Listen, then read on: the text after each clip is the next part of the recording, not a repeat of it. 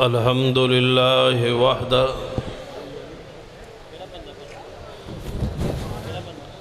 والصلاة والسلام على من لا نبی بعدہ اما بعد فاعوذ باللہ السمیع العلیم من الشیطان الرجیم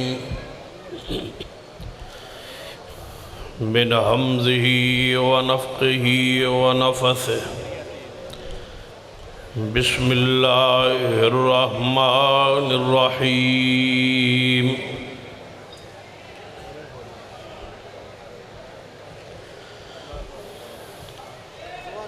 رضی اللہ عنہم ورضوا عنہ ذی وقار علماء کرام، بزرگوں اور دوستوں، واجب العزت قابل احترام اسلامی روحانی ماں اور بہن، میں انشاءاللہ تواڈے درمیان اور حضرت مسروری صاحب کے درمیان زیادہ دیر حال نہیں رہا گا، کیونکہ وہ بھی جلدی اندر نے، اس واسطے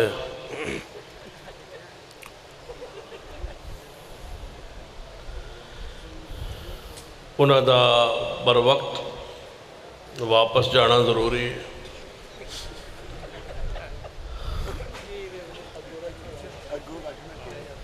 اس واسطے اصل مفصل مدلل خطاب انہاں دا انشاءاللہ 3 بجے شروع ہو جائے۔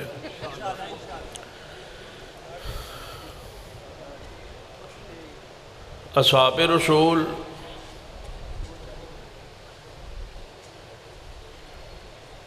کہ ایمان پر ہمارا ایمان ہے،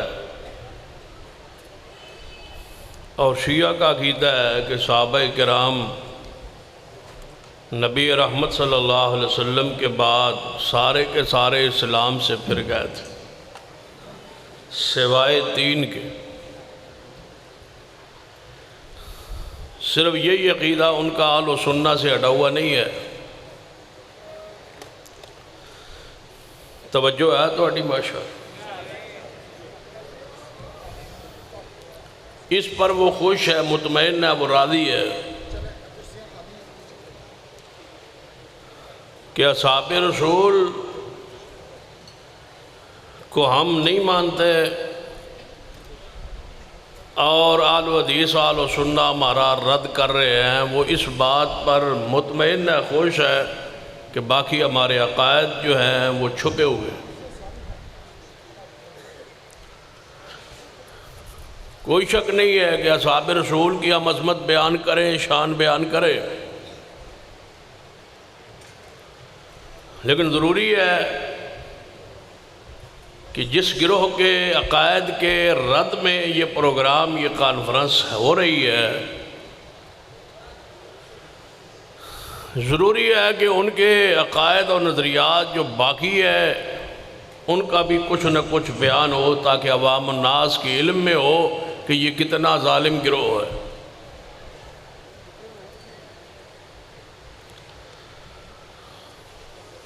ایسے ایسے عقائد اور نظریات اور کلپس ان کے موجود ہے کہ بندہ سن کے، دیکھ کے، پڑھ کے حیران ہوتا ہے کہ اللہ تعالیٰ کو سیدنا علی نے پیدا کیا ہے۔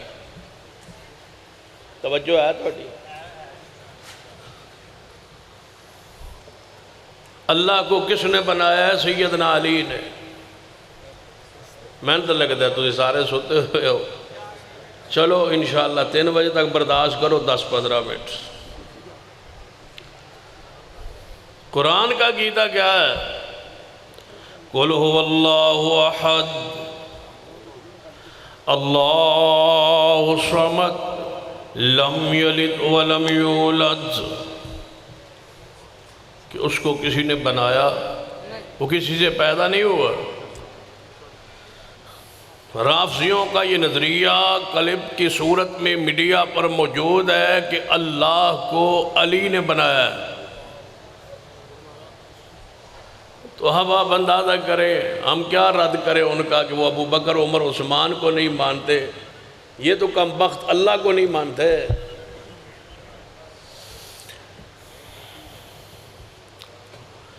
ابو بکر عمر عثمان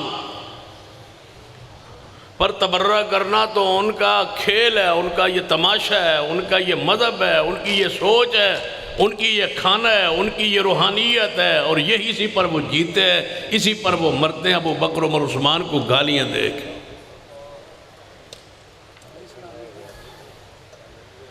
اللہ تعالیٰ کے بارے میں یہ نظریہ ہے تو آپ اندازہ کریں کہ کس چیز کا رد ہو رہا ہے۔ ابو بکر عمر عثمان کو وہ نہیں مانتے۔ اللہ کے بندو، وہ تو اللہ تبارک و تعالیٰ کے بارے میں ان کا یہ نظریہ ہے کہ اللہ کو بدعا ہوتا ہے، اللہ کو پتہ نہیں ہوتا کہ اس چیز کا انجام کیا ہے، بعد میں پتہ چلتا ہے جب چیز زہر ہو جائے۔ ہمارا عقیدہ کیا ہے؟ هو اللہ الذی لا الہ الا هو عالم الغیب والشہادہ هو الرحمن الرحیم۔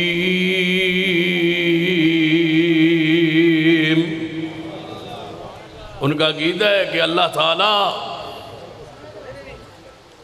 وحی اور نبوت علی کے لیے رکھی تھی، یہ بھول کر محمد مصطفیٰ پر گئے ہیں۔ جبریل علیہ السلام، لوگ چھوٹے چھوٹے مسائل پوچھتے ہیں، جی ہم کیا کریں؟ وہ ابو بکر کو نہیں مانتے، وہ عمر کو نہیں مانتے، وہ عثمان کو نہیں مانتے، وہ سیدنا امیر معاویہ کو نہیں مانتے، وہ سیدنا ابو سفیان کو نہیں مانتے، وہ سیدہ ہند کو نہیں مانتے۔ کن کو منوانا چاہتے ہو؟ یاد رکھیے کوئی اس کا حل نہیں ہے۔ یہ مذہب ایسا گورکھ دھندہ ہے، یہ فرقہ، یہ گروہ ایسا گورکھ دھندہ ہے جس کو آج تک عوام الناس میں اس رنگ اور انداز میں بیان ہی نہیں کیا جو اس کے بیان کا، جو اس کے رد کا حق ہے۔ ہم سمجھتے ہیں کہ اصحاب رسول کی ہم نے شان بیان کی، ہم نے اپنی عقیدت کا اظہار کر دیا، اس میں کوئی شک نہیں۔ یہ لوگ رفس کو چھوڑتے کیوں نہیں ہے؟ ان کے عقیدے کی بیس و بنیاد عبداللہ ابن سبا جب ہے اور وہ عقیدتاً یہودی ہے، اس نے یہ سارے عقائد نظریات گھڑ کے، جو تورات کو انجیل کا پڑھا لکھا تھا، یہودی تھا، اسلام قبول کیا تھا، اس چکر، اس ارادے، اس خواہش میں کہ صحابہ کو لڑانا ہے اور صحابہ کرام کو کی تکفیر کرنی ہے، امت مسلمہ کو پھوڑنا ہے، اسلام کا رنگ اسلام کے اندر داخل ہو کے نئے نئے عقائد داخل کر کے نیا اسلام دنیا کے سامنے پیش کرنا ہے۔ اس لیے یہ ظالم عبداللہ بن سبا کو مسلمان سمجھتے ہیں، اس کی یادگار بنائی ہوئی ہے ایران میں، اور صدیق عمر عثمان کو گالیاں دیتے ہیں۔ جو یہودی تھا، ظاہری اسلام قبول کیا، اس کو یہ ولی سمجھتے ہیں، اور صدیق عمر عثمان کو کہتے ہیں نعوذ باللہ وہ اوپر سے مسلمان تھے، وہ اندر سے مسلمان نہیں تھے۔ جس قوم کے نزدیک عبداللہ ابن سبا یہودی مسلمان ہو، جن کا رہبر و رہنما عبداللہ ابن سبا ہو، اس کے عقائد و نظریات سارے انہوں نے اسلام کے روپ میں داخل کیے۔ آپ جانتے ہیں یہ گھوڑا کہاں سے شروع ہوا؟ توجہ ہے ماشاءاللہ، رات 3 بجے تو گھوڑے تک ہی پتہ لگنا ہے۔ گھوڑا کہاں سے شروع ہوا؟ یہ گھوڑے کی مذہب اور گھوڑے سے محبت، یہ عقیدت، پیار کہاں سے شروع ہوا؟ یہ کس کا عقیدہ تھا؟ گھوڑے کے سموں کے نیچے سے مٹی کس نے اٹھائی تھی؟ قرآن پڑھے، جبریل علیہ السلام جس گھوڑے پر سوار ہو کے موسیٰ علیہ السلام کی مدد کے لیے سمندر دریا سے پار کرانے کے لیے تشریف لائے تھے، اس کے پاؤں کے نیچے سے، گھوڑے کے سموں کے نیچے سے سامری نے مٹی اٹھائی تھی، اور آج تک یہودی اس مٹی کی پوجا کرتے ہیں۔ یہ گھوڑے کے نیچے سے مٹی اٹھا کے پوجا کرنا، یہ ان کا مذہب تھا۔ پڑھ لیجئے قرآن۔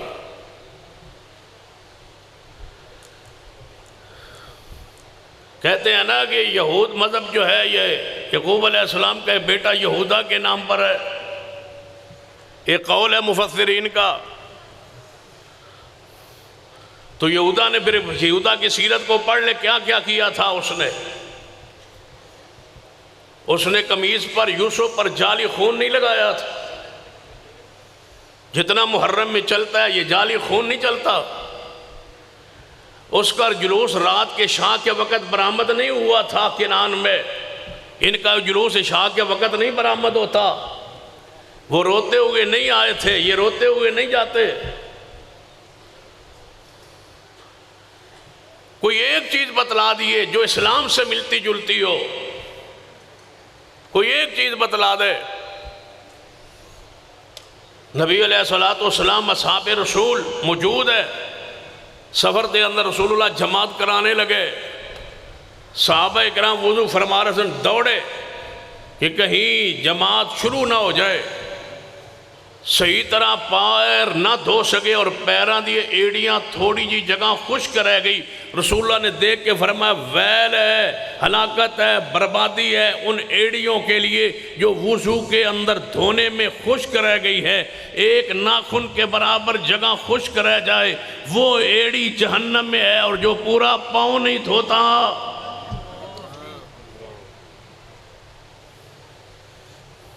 یہودی روزہ لیٹ کھولتے ہیں، پتہ ہے تو انہوں یہودی روزہ لیٹ کھولتے ہیں۔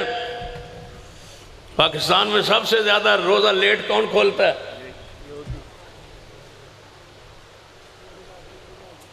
وہ سحری جلدی کرتے ہیں، روزہ بند جلدی کرتے ہیں یہودی۔ ان کی مماثلت ہمارے ملک میں پوری رب کی زمین پر انہی میں تو ہے۔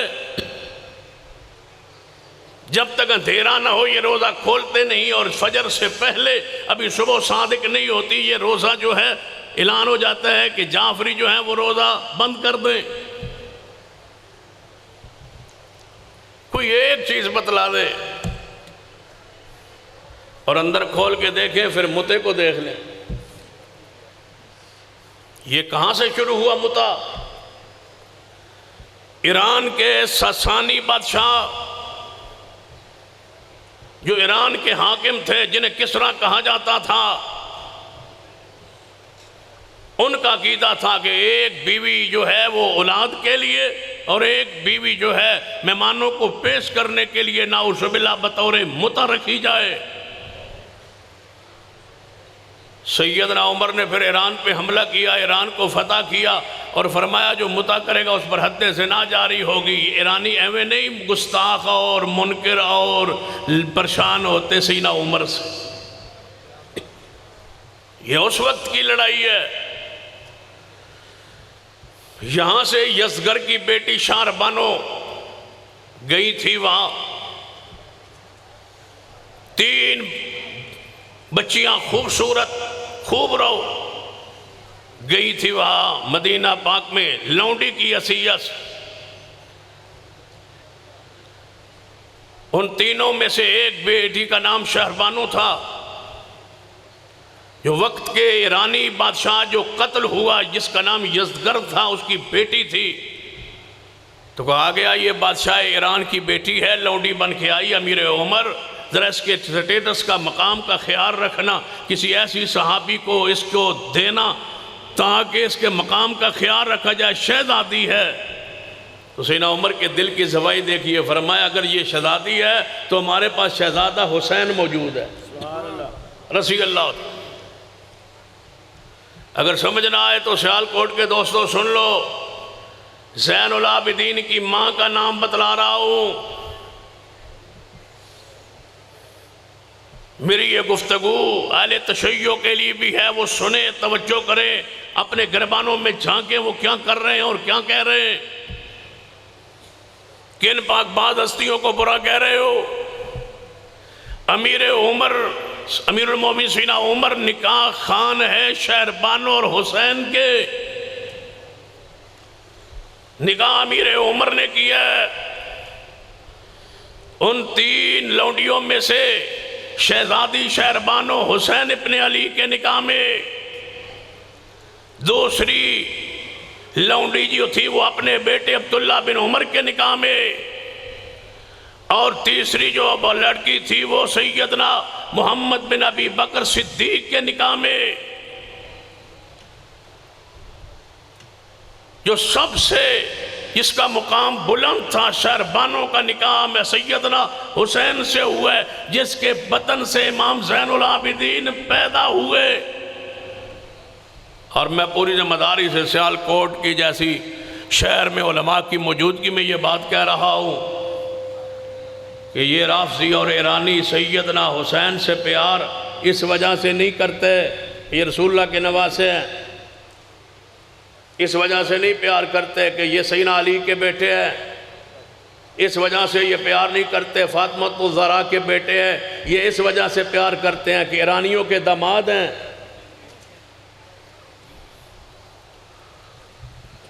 کہتے ہیں ہمارے داماد ہیں حسین، اور شک بھی کوئی نہیں، لیکن بنایا تو عمر نے ہے نا، پھر عمر کو گالیاں کیوں دیتے ہو؟ سردار ابو طالب کے بارے آندے ہو کہ اس نے رسول اللہ کا نکاح پڑھایا تھا اس لیے ہم اس کو مسلمان سمجھتے ہیں، اور جس نے سیدنا حسین کا نکاح پڑھایا اس پر کفر کے فتوے لگاتے ہو۔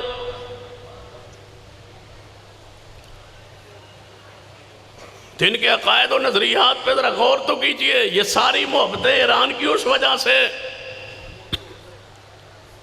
اگر حسین ابن علی رضی اللہ عنہ داماد ٹھہرے تو پھر زین العابدین تو نواسے ہیں، کن کے؟ ایران والوں کے، سسانیوں کے، یزدگر کے۔ ان کی ماں تو ایران کی ہے، اور اسی وجہ سے اس نکاح پڑھانے کی وجہ سے اگلی بات بھی سن لیجئے، ایران فتح کرنے کی وجہ سے ایرانی نے طے کر لیا تھا کہ ہم نے سیدنا عمر کو شہید کرنا ہی کرنا ہے۔ پھر ابو لولو فیروز ایرانی تھا جس کو وہاں بھیجا گیا، جا سیدنا عمر کو شہید کر، شہید کیا ہے۔ جس کا دربار آج بھی، وہ خودکشی کیا اس نے مدینہ میں، فیروز نے، ابو لولو نے خودکشی سے مرا ہے ذلیل ہو کے، لیکن اس کا دربار ایران میں موجود ہے جسے حرم کہا جاتا ہے۔ کس کس عقیدے کو کھولو گے؟ قرآن کو یہ نہیں مانتے، جبریل کو یہ نہیں مانتے۔ قرآن کہتے ہیں، پڑھیے وہ مولوی فرمان علی کا قرآن پاک کا ترجمہ، وہ لکھتا ہے یہ جو آیت ہے نا، کون سی؟ انما یرید اللہ لیذہب عنکم الرجس اہل البیت ویطہرکم تطہیرا،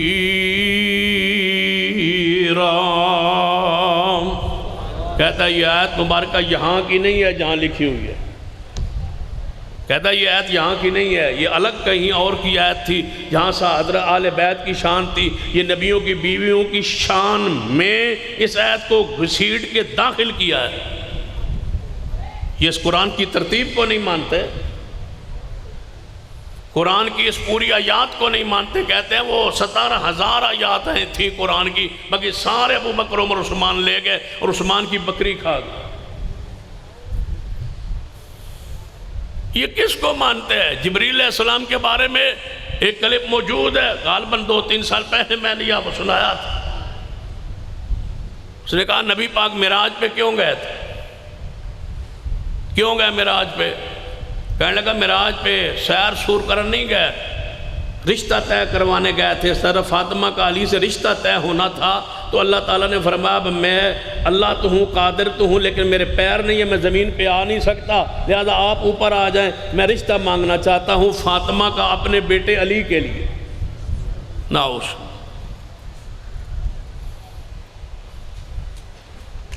تو نبی علیہ السلام نے فرمایا یا اللہ پھر میں نے بلان دی کڑی لوڑ سی رات نو، تسی جبریل نو بھیج دے ہوا وہ پیغام دے دے ہوا، تو میں کدوں انکار کرنا دی، رشتہ تے لب جانا ہی۔ رب نے فرمایا اس کمینے کو چھوڑ دے، اس کا ذکر نہ کر۔ کس کا؟ جبریل کا۔ نہ جبریل علیہ السلام کو معافی ہے، نہ رسول اللہ کو معافی ہے، نہ اللہ کی ذات کے بارے میں یہ تاثر بڑا عجیب سا ہے۔ قرآن کو یہ نہیں مانتے، ہم بیٹھے ہیں جی وہ صحابہ کو نہیں مانتے، اور نہیں مانتے وہ نہ رب کو مانتے، نہ رسول اللہ کو، نہ قرآن کو، نہ جبریل کو، نہ فرشتوں کو، نہ دنیا کے سارے پورے نظام کے، وہ انکاری ہے۔ وہ کہتے ہیں یہ جو دنیا مر رہی ہے پھر واپس آئے گی قیامت سے پہلے، یہ سارے واپس آنا۔ اور شاید آپ کے علم میں آیا ہو، جاوید چودھری جس کا وہ کالم ایکسپریس میں چھپتا ہے، اس نے بھی یہ بات لکھی ہے، پتہ نہیں انہوں کنے پیسے دیتے ہیں۔ اس نے کہا ایک میں عورت ملی ہے جڑی پہلے مر گئی تھی پھر واپس آئی، اس کا کالم موجود ہے، 2-3 کالم اس نے لکھے ہیں اس پر۔ اس نے کہا میں آ گئی ہوں واپس، پہلے میں مر گئی تھی پھر میں واپس آ گئی ہوں دوسری شکل میں، نیا جنم، دوسرا جنم میں نے لیا ہے۔ کہنے لگا میرا دماغ چکرا گیا، میں نہیں سی من رہا، پھر بعد ہی میں نے پتہ چلیا، اس میں نے فون کی تو اسے کہا میں نے ابا بھی مل گیا ہے، میرا ابا بھی واپس آ گیا۔ یعنی پہلے عورت لبی مگروز میں ابا بھی لب گیا، یہ پہلی عورت ہے جنہوں ابا بعد ہی ملیا۔ کہتا ابا بھی میرا آ گیا، میرا دادا بھی آ گیا۔ کہتا ہے پوری ایک فیملی دنیا سے جا کے کئی سال بعد واپس آ گئی ہے نئے روپ میں۔ باقاعدہ اس پر اس نے مضمون لکھا ہے، وہ مضمون میرے پاس موجود ہے، ایکسپریس میں چھپا ہے۔ اس کو کہتے ہیں عقیدہ رجعت، کہ ساری دنیا نے ایک دفعہ واپس آنا ہے اور پوری دنیا میں ہمارا مذہب ہوگا، یہ سارے مر جائیں گے واپس شیعہ ہو کے آئیں گے۔ یا اللہ سانو واپس نہ بھیجے، اسے تو جانا ہے تو انشاءاللہ صدیق نال جنت جی رہنا ہے، سازا واپس نہیں ہونا۔ آدھا دوبارہ سانو جن سارے شیعہ ہو کے آن گے، یا اللہ با جیڑی مخلوق تو شیعہ بنانی ہے، یا اللہ سانو ہونا جنا، اللہم لا تجلا منہو، اللہ سانو ہونا شمار نہ کرنا۔ کیا مذہب ہے؟ اللہ، رسول اللہ، قرآن،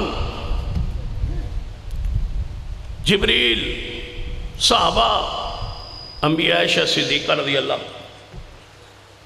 اگلے دن ایک کلم ایک ذاکر پڑھ رہا تھا، کہنے لگا ایک حضور کی بیوی ہے، رسول اللہ نے فرمایا تھا تجھ پر کتے بھونکیں گے، وہ جنگ جمل کا ذکر کر رہا تھا، میری ایک بیوی پر کتے بھونکیں گے۔ میں نے کہا یہ روایت صحیح نہیں ہے۔ آدھا صحیح ہے، میں کہا بالکل تیرے بقول صحیح لگ دی ہے کہ امی عائشہ کو حضور نے فرمایا تجھ پر کتے بھونکیں گے۔ تو انہوں سمجھ نہیں آئی، امی عائشہ کو رسول اللہ نے جن فرمایا سی تجھ پر کتے بھونکیں گے، میں کہا انہاں کتےوں نے چھڑ دیتا ہے، نوے کتے بھونک رہے ہو تم صدیقہ کائنات پر۔ اور ایک کلم سنا کہتا ہے معاویہ کا معنی کیا ہے؟ آوا یاویے اس کا اصل ہے، جس کا جو اس باب سے کہتے اس کا معنی کیا ہے؟ کہتے اس کا معنی ہے بھونکنا۔ اگر یہ امیر معاویہ مسلمان ہوتے تو رسول اللہ اس کا نام کیوں بدلتے؟ میں نے کہا بدل دیتے، کیوں نہیں بدلا؟ میں نے کہا جب حضور نے نہیں بدلا تو جب رسول اللہ نے پسند کر لیا تمہیں کیا اعتراض ہے؟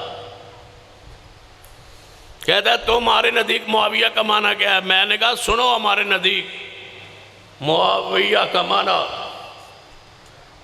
رات کے 2-3 بجے آسمانوں پر ایک ستارہ چمکتا ہے، جو ہی وہ چمکتا ہے نا، پنڈا تے شہران دے جڑے کتے ہوتے ہیں اتا منہ کر کے لمبی کوک ماردن کدے رات نو جاگے ہوتے کتے بھونک دے۔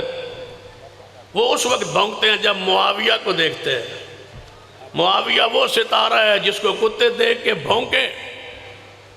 ان سمجھ آئیے ترجمے دی، وہ معاویہ کا معنی ہے جس کو کتے دیکھ کے بھونکے اور آج تک بھونک رہے۔ امیر معاویہ کی چمک دمک نورانیت میں کوئی شک شبہ نہیں ہے۔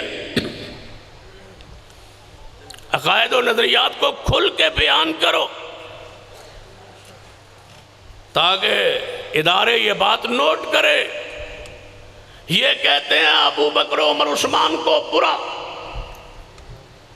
ہم برداشت نہیں کر سکتے۔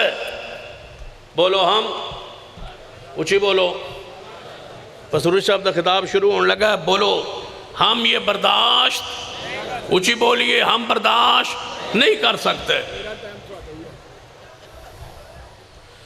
اپنا ٹائم کسے نو نہیں دبیندہ، توجہ ہے ماشاء۔ ہاں یہ دنیا کب سمجھے گی، توجہ ہے ماشاء۔ اصل پسروری صاحب کی بیگم فوت ہوئی، اللہ تعالیٰ ان کے جنت میں درجات بلند فرمائے، اللہ ان کی بخشش فرما دے، ان کے درجات بلند فرما دے۔ اِنَّ لِلَّهِ مَا أَخَذَ وَلَوْ مَا آتَى وَكُلُّ شَيْءٍ عِندَهُ بِأَجَلٍ مُّسَمًّى، اس پر تو ہم تعزیت کرتے ہیں پسروری صاحب سے، اور ساتھ مبارک دیتے ہیں نئی شادی پر۔ اللہ تعالیٰ اور برکت فرما دے، رحمت فرما دے۔ توجہ ہے ماشاءاللہ۔ سنیے جو اور جب شادی ہوئی نا پسروری صاحب کی، مجھے ایک حدیث یاد آ گئی، کیونکہ جمعرات کو شادی ہوئی نا پسروری صاحب کی، اللہ تعالیٰ برکت عطا فرمائے، تو میں نے ایک حدیث یاد آ گئی۔ حدیث سنا دیں، امی عائشہ صدیقہ رضی اللہ تعالیٰ عنہ، حضور علیہ السلام آخری ایام جدو بیمار سن نا، تے پٹی بنی 29 سفر نو جنازہ پڑھان گئے تے واپسی آئے، تے فرمایا عائشہ میرے سار نو درد ہے، توجہ ہے، فرمایا یا رسول اللہ میرے سار نو بھی درد ہے، فرمایا عائشہ کوئی گل نہیں، تیرے سار نو درد ہے، زیادہ زیادہ تو فوت ہو جائیں گی، میں تنو آپ غسل دیاں گا، میں تنو آپ کفن دیاں گا، پھر میں تیرا آپ جنازہ پڑھاواں گا، تنو پھر آپ دفن کراں گا۔ امی عائشہ نے فرمایا یا رسول اللہ پھر دفن کر کے نبی شادی کر لو گے، دفن کر کے پھر میرے حجرے چ نئی بیوی آ جائے گی۔ کیسی سنت پوری ہوئی ہے، اللہ تعالیٰ رحمت فرمائے۔ ہائے اللہ ہر سنت پہ عمل کی توفیق عطا فرمائے۔ ایک ایک حدیث ہمارے عمل میں آئے انشاءاللہ۔ تو بات سنیے، اصحاب رسول کو یہ نہیں مانتے، قرآن رب کو، قرآن کو، رسول اللہ کو، دین کو، شریعت کو، قرآن کو، حدیث کو۔ تو آپ بتائیں ہمارے پاس پھر کیا ہے؟ جب یہ صحابہ کرام کی تکفیر کر رہے ہیں، مجھے بتائیں ساری حکومت ادارے مجھے بتلائیں کہ ہم کیا کریں؟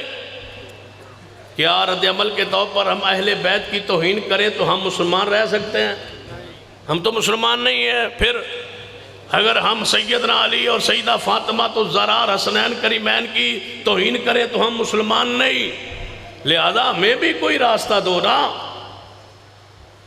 وہ ابو بکر عمر عثمان کو برا کہتے ہیں، ہم اس رد عمل میں سیدنا علی کی توہین تو کر نہیں سکتے کیونکہ وہ ہمارا ایمان ہے، اسلام ہے، دین ہے، پھر سن اجازت دو انہانتے برا کہیے، سانا جو چپ کرو۔ چپ کیسے کرے؟ یا انہیں برا کہنے کی اجازت دے، اور اگر انہیں برا کہنے کی اجازت نہیں ہے تو پھر قانون بناؤ، جو صدیق کی گستاخی کرے اس پر سزا جاری کرو۔ جب تک اصحاب رسول کے گستاخوں کے لیے قانون نہیں بن جاتا اس ملک میں امن قائم نہیں ہو سکتا، اور ہم یہ قانون بنوا کے رہے۔ ہماری کانفرنسوں کا مقصد اور آج کی اس کانفرنس کا اعلامیہ جو ہے کہ اصحاب رسول کی عزت کا قانون بناؤ۔ جب تک وہ قانون نہیں بنے گا ان کا رد ہوتا رہے گا۔ قانون بنا دو تاکہ یہ صحابہ کی توہین نہ کر سکے، مقدسات کی توہین نہ کر سکے، جو کرے اس کے لیے قانون موجود ہو اور قانون کے وہ دائرے میں آئے اور اس پر عبرتناک سزا لاگو کی جائے۔ اور علماء سے بھی کہوں گا، کئی مرتبہ گزارش کی ہے کہ صحابہ کرام کی توہین کرنے والے کے لیے جو شرعی سزا ہے اس پر پوری امت کے علماء، پورے پاکستان کے مل کے اہل سنت کے علماء متفقہ سزا تجویز کرے۔ کیا سزا ہے اس کی؟ رسول اللہ کے گستاخ کی سزا کیا ہے؟ سرطن سے جدا ہے۔ اصحاب رسول کے گستاخ کی سزا کیا ہے؟ اس پر علماء اہل سنت متفقہ اعلامیہ جاری کرے۔ متفقہ ایک اعلان ہو جس پر علماء اہل سنہ کے تمام گروہوں کے دستخط موجود ہوں کہ یہ سزا ہے۔ کچھ صحابہ ایسے ہیں جن کی توہین کفر ہے، کچھ صحابہ ایسے ہیں جن کی توہین رسول اللہ کی توہین کے زمرے میں ہے اور ان کا بھی سرتن سے جدا ہے۔ یہ فرق علماء اہل سنہ بیٹھ کے قوم کو کچھ معیار دے، کچھ فکر دے کہ ہمارے نزدیک اس کی سزا کیا ہے۔ ہم تو کہہ رہے ہیں اس کو چوک میں جناب اس کو الٹا لٹکا دو، اس کو سزائے موت دے دو۔ ایک عالم اٹھ کے پوچھتا ہے تمہارے نزدیک کیا یہی سزا جو رسول اللہ کی گستاخ کے لیے، یہی سزا صحابہ کے لیے ہے؟ تو ہمارے پاس کیا جواب ہے؟ علماء اہل سنہ سے گزارش کرتا ہوں، مطالبہ کرتا ہوں کہ متفقہ طور پر ایک سزا کا تعین، تعزیر جو بنتی ہے اس کا سزا کا تعین کرے۔ عمر بن عبدالعزیز رحمت اللہ علیہ نے حضرت امیر معاویہ کے گستاخ کو کوڑے مارے تھے، اور آپ نے پوری خلافت میں کبھی کوڑے نہیں مارے، سوائے نہ ہی آپ کے زندگی میں، آپ کی خلافت میں کوئی ایسا واقعہ پیش آتا آیا جس پر کوڑے برستے ہوں، سوائے اس شخص کے جس نے سیدنا امیر معاویہ کی توہین کی تھی۔ جو سزا بنتی ہے اس کا تعین ہو، قانون ہو۔ پرچہ ہوتا ہے، پرچے کے بعد 10 دن بعد ضمانت ہو جاتی، تعین کیا جائے سزا کا۔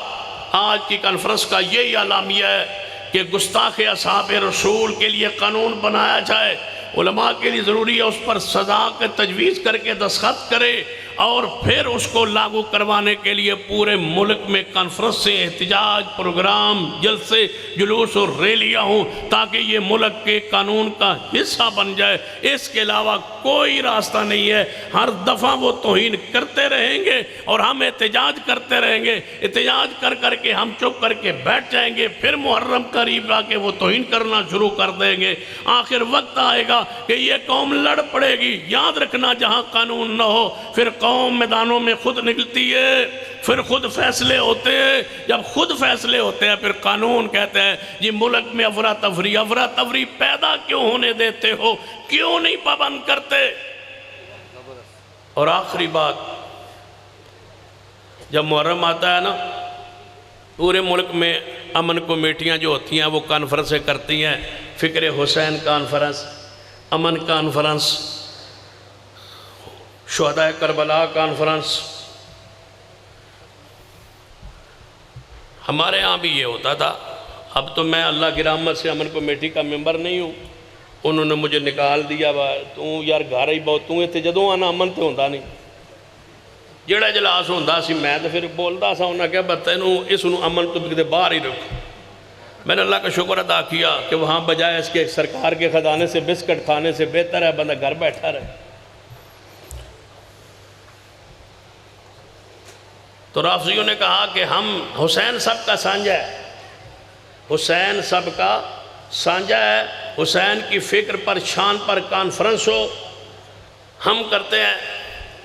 مجھے فون کیا گیا، کہتے ہیں جی شیعوں کے جو سربراہ ہیں ساجد نقوی صاحب آ رہے ہیں سرگودا کی ایک امام برگاہ میں، وہاں سارے مسالے کے لوگ ہوں گے، فکر حسین اور امن کے حوالے سے کانفرنس ہے، آپ اہل حدیثوں کی واقعہ ترجمانی کریں امام برگاہ میں۔ میں کہ میں امام برگاہ پیر رکھا، آنا جی تسی آتے آگے اپنے ترجمانی کرو۔ میں نے کہا تسی پروگرام رکھو نا امام برگاہ میں شان صدیق، میں آتا ہوں۔ سانو بے وقوف بنا دے ہو، امام برگاہ تمہاری ہو، ہوٹل تمہارے ہوں، خرچہ تمہارا ہو، فکر حسین کانفرنس ہو، ہم تمام مسالے کے لوگ آ کے شان حسین بیان کریں۔ ہم تمہارے جلسوں میں شان حسین کیوں بیان کرنے کے لیے آئیں؟ ہم کیوں تمہیں بتلائیں کہ ہم حسین ابن علی کو مانتے ہیں؟ جی ہم دفاع کریں، کیوں دفاع کریں؟ ساری کائنات جانتی ہے، ہمارا رب جانتا ہے کہ ہم حسین سے محبت کرتے ہیں، تمہیں کیوں بتائیں؟ ہم کوئی انکاری ہے جو تمہیں بتائیں؟ تم انکاری ہو، تم بتلاؤ، تم اپنے امام برگاہوں میں اگر کہتے ہو کہ ہم صحابہ کو مانتے ہیں، ابو بکر عمر عثمان کانفرنس سے رکھو، ہم آتے ہیں تمہارے جلسوں میں تقریر کرنے کے لیے، تم صدیق کی شان پر کانفرنس نہیں رکھتے، تم سیدنا عمر کی شان پر کانفرنس نہیں رکھتے، تم سیدنا عثمان کی شان پر کانفرنس نہیں رکھتے، اور ان کے جناب ذاکروں کو بلا کے امن کمیٹیوں کے اجلاس میں لے آ کے شان حسین تو بیان کروائی جاتی ہے۔ میں کہتا ہوں ہم ساری انتظامیہ و اجلاس بلائے، ہمیں موجود ہے شان حسین، ہمیں موجود ہے شان علی، ہمیں موجود ہے شان حسن، ہمیں موجود دیا جائے شان مہدی، ہمیں موجود دیا جائے شان زین العابدین، شیعوں کو موجود دیا جائے شان صدیق و عمر و عثمان، اس ہمارے سامنے بیان کرے۔